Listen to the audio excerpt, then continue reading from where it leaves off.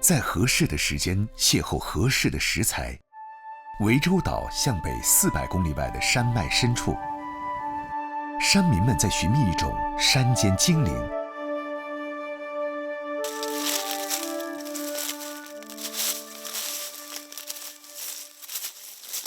玲姐，呢號而且有少少咯喎，呢邊有冇？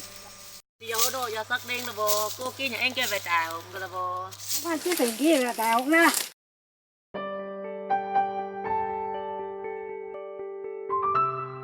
Rồi chứ đủ không? 來啊，有冇？有攞啲，有。黄干采是象棋镇象棋村的老支书。每年的山菌开采季到来前，他总会先去了解市场行情，把预售情況分享給村里的採菌大神劉美紅。今年會好油性，我啲福建佬梗落嚟收緊㗎啦噃。哦，那你家裡點樣？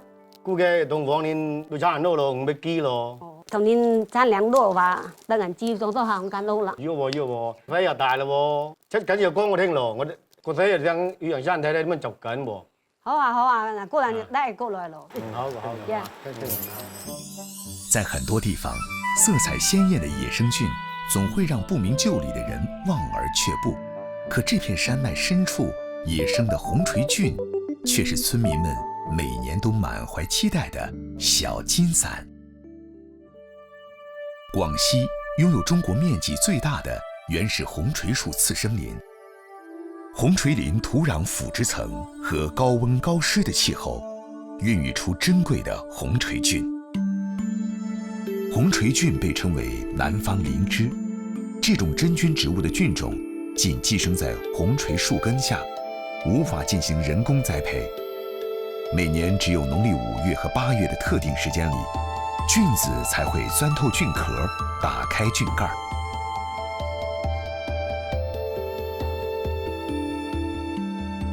屌咗冇啲路好滑㗎。好噃啊，慢慢嚟噃。琴日下落咗少少雨，應該有啲近依㗎啦。雨後的清晨，温度和濕度都恰如其分，紅錘菌不期而至。劉美紅也早早動身，趕赴今年的第一場紅錘菌之約。老師，嗰啲樹枝有咩用？我話收淋緊啊，淋緊嘅時候收用樹枝嚟配樹葉，能夠容收啊，因為以防有蟲。今年的採摘季，村支書黃干才帶上兒子，跟隨着劉美紅進山。黃干才希望兒子能在本季學會尋菌、採菌的技巧。啊，嗰啲就是紅緊啦，你睇喎。嗱，呢時候呢，要用根翻開啲葉，睇下係咪紅色個。如果是紅色嘅話，就係紅緊啦。即係呢時候一定要小心，唔能夠蒸短啊，蒸短嘅話就冇條邊啊。但嗰啲咁細堆個，就唔能夠睇，唔能夠睇，等我明朝啲，起嘅時候要小心睇住啊，唔能夠亂踩。冒頭後的紅錘菌，除了受村民的青睞，還會成為螞蟻和小蟲的營養大餐。被蟲子光顧過的紅錘菌容顏不在，價格也會大打折扣。哇！呢月亮呢好靚喎，我早晚見過咁靚嘅菇啦。呢什麼菇嘅？紅隻嗰個話菇啊，嗰種菇啊，吃起來又脆又甜。咁佢會裂開呢？雨水少，乾旱力啊，曬乾之後基本話變形嘅，好值錢㗎。紅錘菌還有一個特別之處，就是離開泥土後生長仍在繼續，所以劉美紅和小徒弟必須爭分奪秒。我得一粒喎，你真未轉呢㗎？要更加多啦。紅錘菌採回來後，要以最快的速度送進烤爐。我哋呢一般是用乾淨嘅木抹乾淨，之後呢就用鵝啲身，用鵝話全方面都可以烘到嘅，所以個形狀呢冇咁容易變。在象棋村，家家戶戶都有一個專門烘烤紅錘菌的烤爐。到了紅菌豐收季節，到處彌漫着濃郁的菌香味兒。嗰啲傳統嘅烤緊方法呢，就係用柴火燒，上面鋪一淋沙，讓你沙煲至到40度左右。低温慢烤36个小时，才能去除红锤菌的水分，锁住菌体内的营养，制成精品。红锤菌1年中只有在端午和中秋前后特定的几天才会破土而出，其他时间难觅踪影。靠着短短的20天时间的采摘，红锤菌就能给象棋镇居民帶來600多萬元的收入。新鮮嘅都基本都係縣城多，有乾嘅話全國都有。主要食嘅都係福建嗰邊銷量大。紅錘菌富含多種氨基酸，健胃補血。每年金秋，家家都有紅錘菌系列的拿手菜。Kim，我幫你泡有紅根渣。哦，你雞有邊靚喎？是啊。煲雞燉鴨是象棋鎮紅錘菌最家常的烹煮方式。紅根排骨煲雞是我哋豆漿，經常喺個豆台啦。首先是放排骨煲1個鐘，再放雞，又煲個鐘，最後呢就放紅根煲8至10分鐘就可以啦。因為啲紅根如果煲耐咗嘅話，顏色都冇見嘅，味道都走咗啦。除了煲雞湯，用紅錘菌炒雞肉、燜魚、炒肉片，都是象棋鎮居民的家常美食。食飯咯喎！哎呀，紅根湯上樓。啊，紅根湯啊，緊啲中湯。好靚啊！呢啲吧。啊。祖傳的真菌採摘，既是美味，也是希望。來自大山深處的恩賜，滋養着象棋鎮的一代又一代人。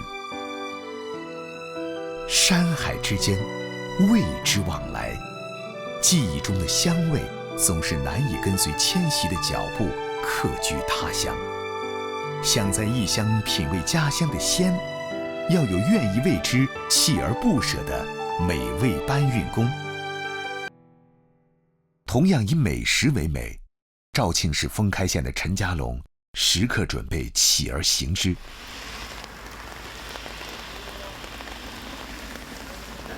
即係落大雨喎喂，有冇睇天氣報？冇啊，冇睇啊。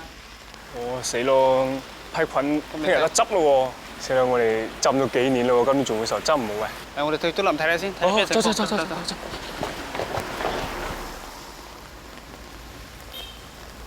每逢山雨欲來時，這個90後的創業青年總是心急如焚。從2017年創業開始，陳家龍的農場遭遇了3次洪災，一心投奔農業的他，剛進場就接連遭受打擊。颱風特別係洪水呢個影響啊，非常之大。特別係舊年，我哋仲受浸咗3台車、3個冷庫同埋2個倉庫。3起3落，從一無所有到負債100萬，陳家龍不想放棄深愛的農業，只能自己給自己打氣。畢竟自己一個學嘅係呢一方面嘅，做嘅亦都係呢方面嘅，所以呢喺技術方面呢，我覺得自己有非常之大嘅信心咯。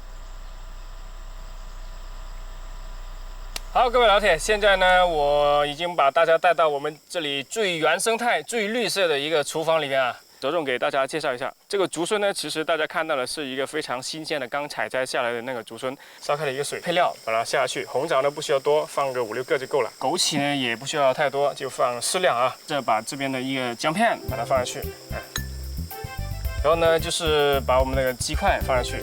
這個竹筍呢不需要太多的，放太多的話，那個味道會很濃。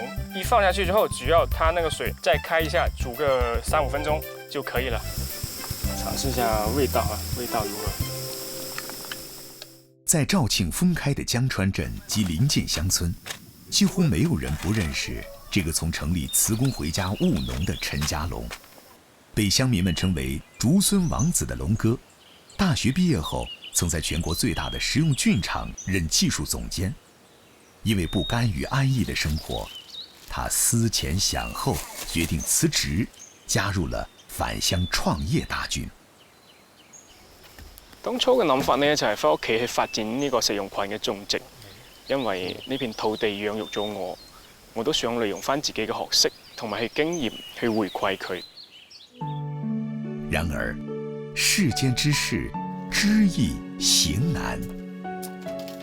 创业之初是一段踉踉跄跄、找不到方向的日子。直到有一天，在竹林里发呆的陈家龙发现了一种珍贵的菌类——野生竹荪。陈家龙如获至宝。竹荪有菌中皇后的美誉，夏秋季节，野生竹荪悄然在落叶层生长，形成这些棕黑色有花纹的菌蛋，也就是竹荪的胚胎。